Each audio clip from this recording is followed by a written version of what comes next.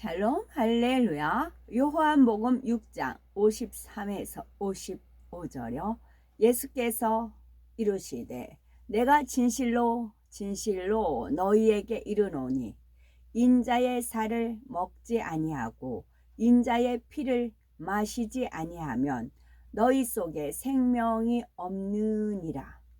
내 살을 먹고 내 피를 마시는 자는 영생을 가졌고 마지막 날에 내가 그를 다시 살리리니 내 살은 참된 양식이요 내 피는 참된 음료로다. 아멘. 출애굽기 10장 9절에서 10절이요.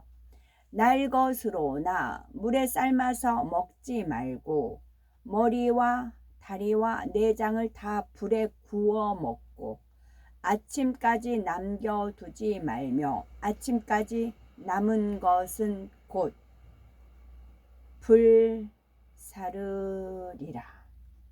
아멘. 제목은 인자의 살을 먹고 피를 마셔야 영생입니다.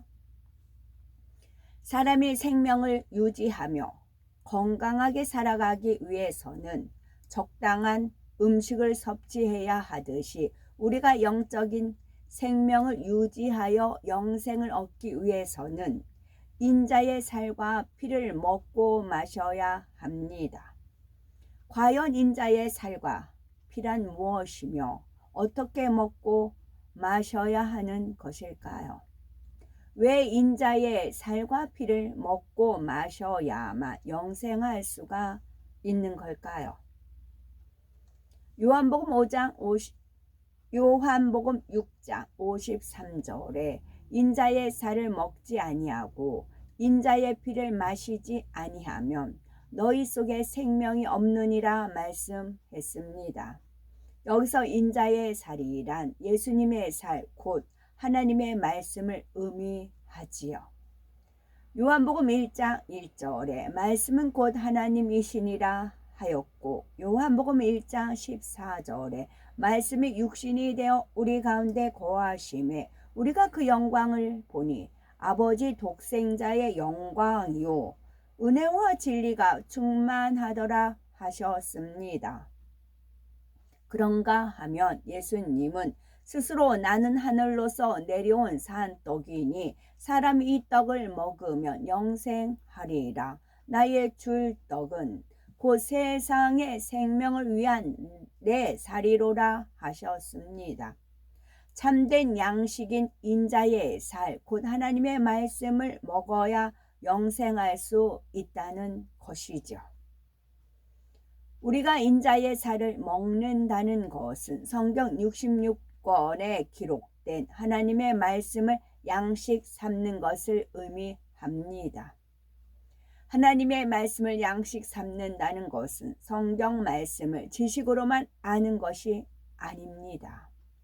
말씀으로 자신을 변화시키는 것이지요. 말씀을 지식으로만 담는 사람은 세월이 흐르면 잊어버리기도 하고 행함이 따르지 않습니다. 반면에 마음의 양식 삼은 사람은 하나님의 말씀을 암송할 때도 영적인 의미를 새기고 묵상하며 삶 속의 행함으로 나타내지요.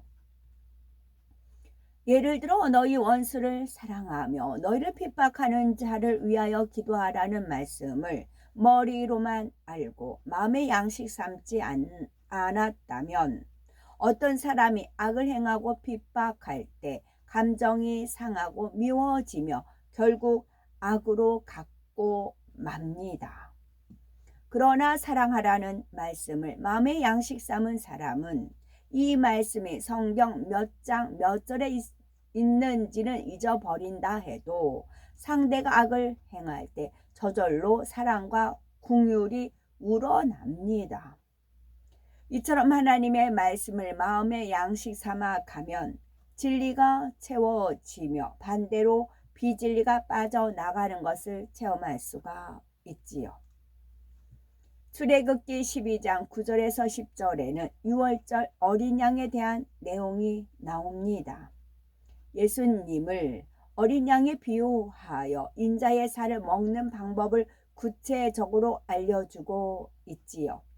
즉 난로나 물에 삶아서나 먹지 말고 그 머리와 정강이와 내장을 다 불에 구워 먹고 아침까지 남겨두지 말며 아침까지 남은 것은 곧 소화하라 하셨습니다.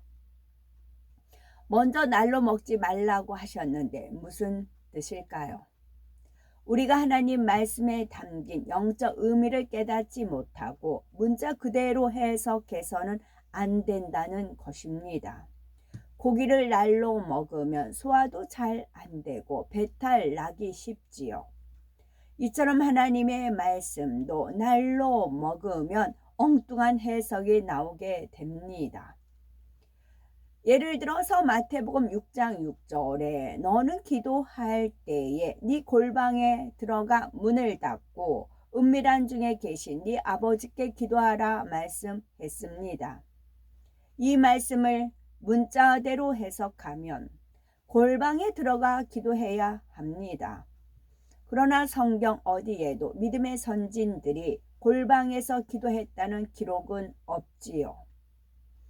예수님께서도 골방이 아닌 동산이나 한적한 곳에서 기도하셨습니다. 골방은 영적으로 사람의 마음을 의미합니다.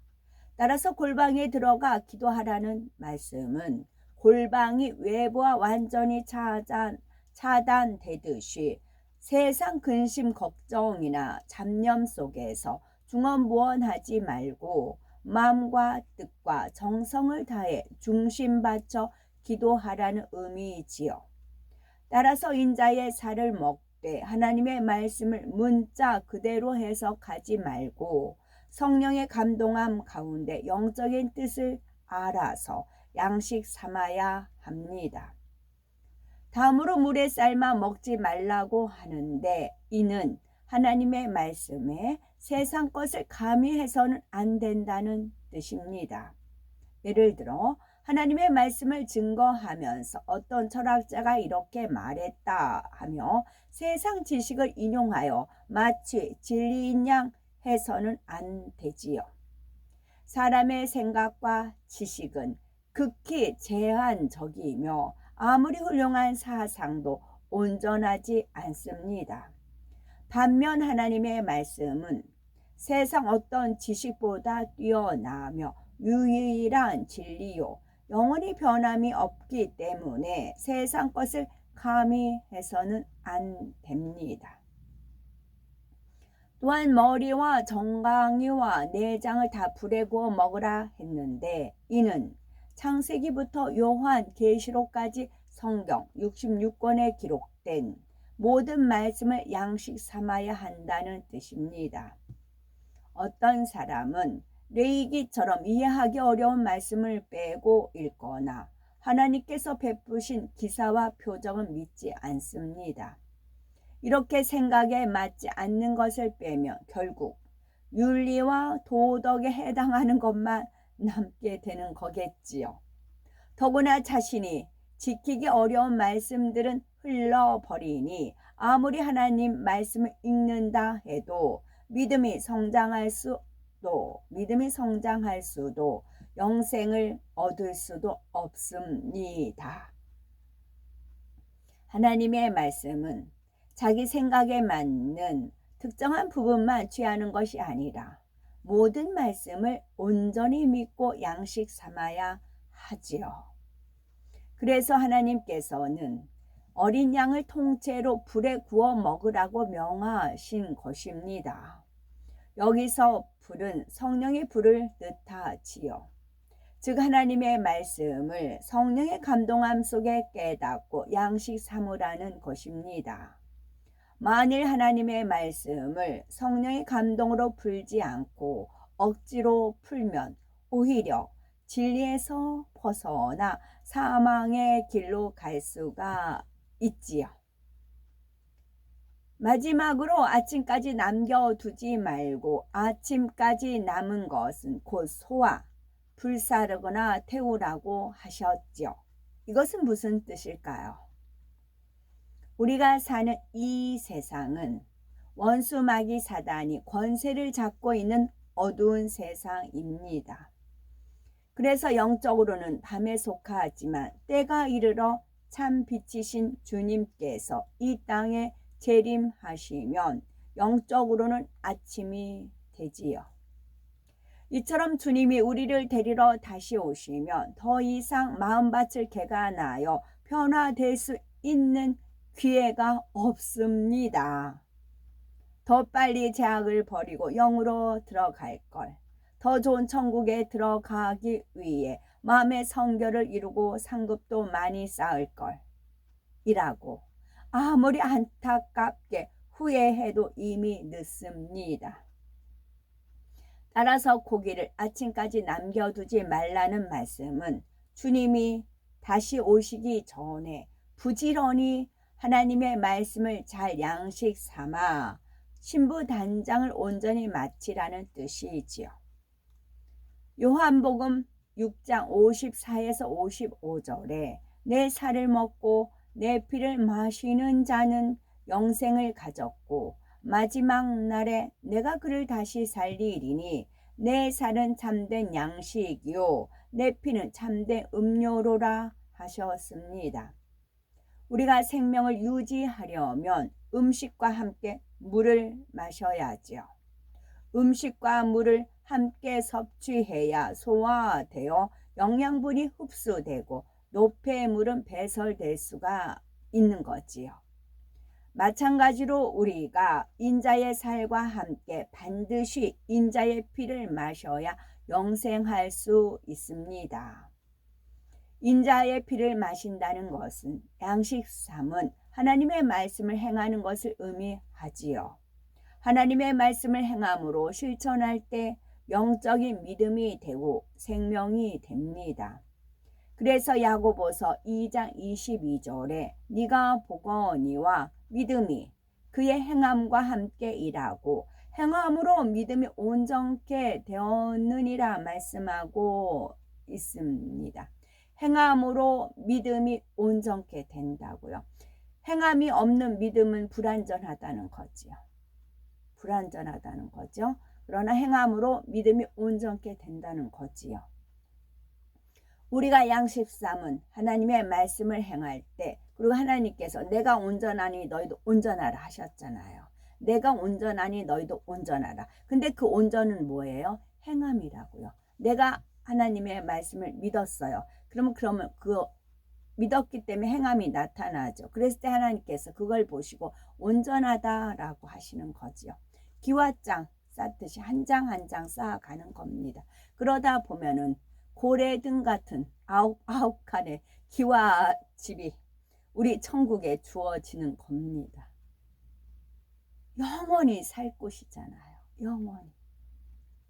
영원히 살기 때문에 집이 한 채, 두 채, 별장도 있을 수 있고 얼마든지 주어질 수가 있어요.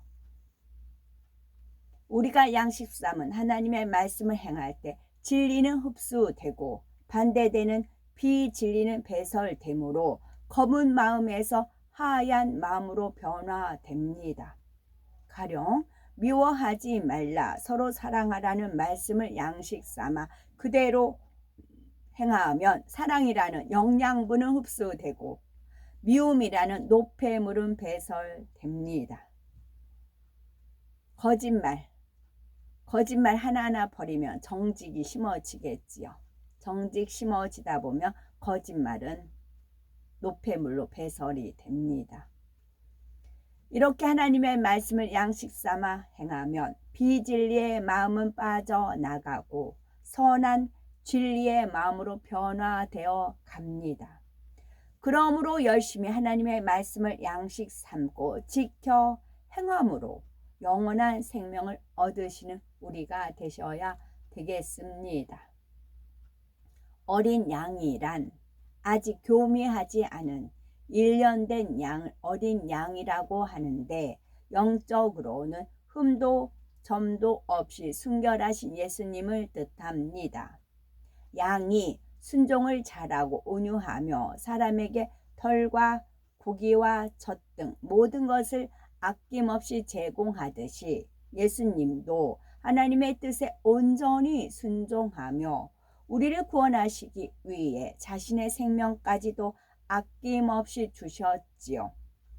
일반적으로 하나님을 믿는 성도를 양이라고 표현하므로 어린 양은 초신자를 의미한다고 오해하는 경우가 있으나 그렇지 않습니다. 아멘.